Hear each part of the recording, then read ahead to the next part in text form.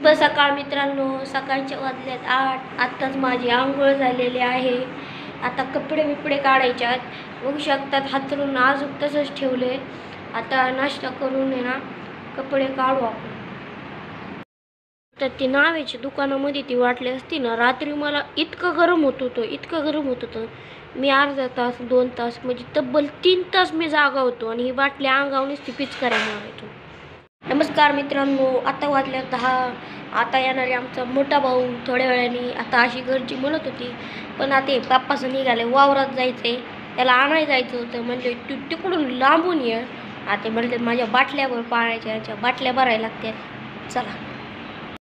पप्पाच्या मोबाईलमध्ये बॅलन्स आहे. पप्पा म्हणतात मला केल्याशिवाय घालणार नाही, पण मला मिस कॉल येतो आणि येणार.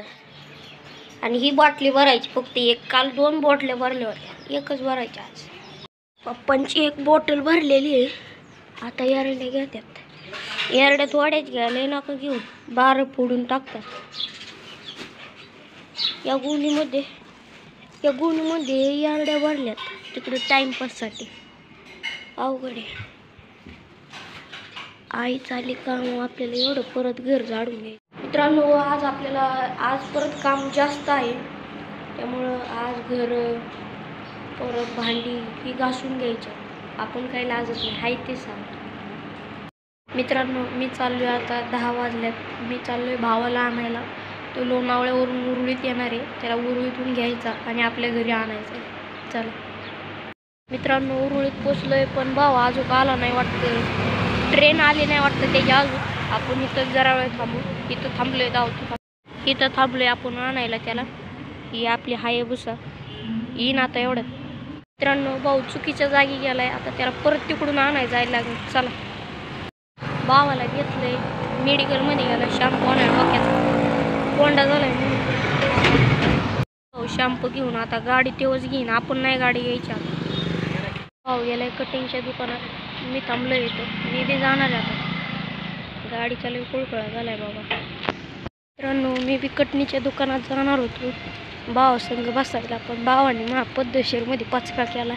मला तुझ्या घरी निघून. असा कुठं भाव असतो का?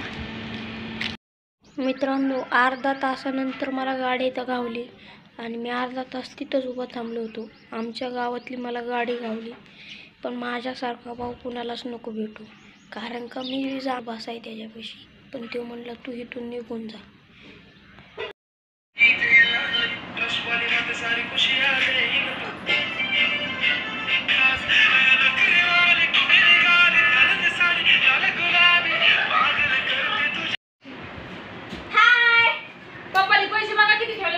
माझा आज मोठा भाऊ आलाय.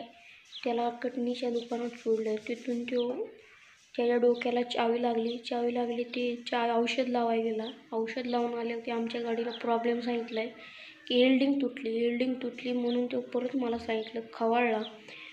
तिथं 2 वडापाव खाऊन आला आणि माझ्यासाठी एक बी नाही आणलं. मला तुला उष्णता आहे म्हणून नाही आणलं. असलं कुठं मोठा भाऊ असतो का? मोठा भाऊ नसलेला परवडतो. तुम्हाला खोटं नाही सांगत. मित्रांनो, संध्याकाळच्या वाजल्या 7. आमच्या आईने केले थालीपीठ. बघू शकतात कसं केलेले थालीपीठ. एक नंबर. काय करतो? जेवला का? हाय रियांश, कसा बघतोय? गर्दी ना करतोय तू? काय करतोय तू येडेगत? येडेगत नको करत जाऊ. रियांश हे आहे आमच्या भावाचा मुलगा, लयच येडेगत करायला लागलाय. काय कसा रे येडेगत करतोय. आम्ही जाऊ का घरी? टीव्हीला मालिका लागल्यात. रियांश बघतोय मालिका बघ.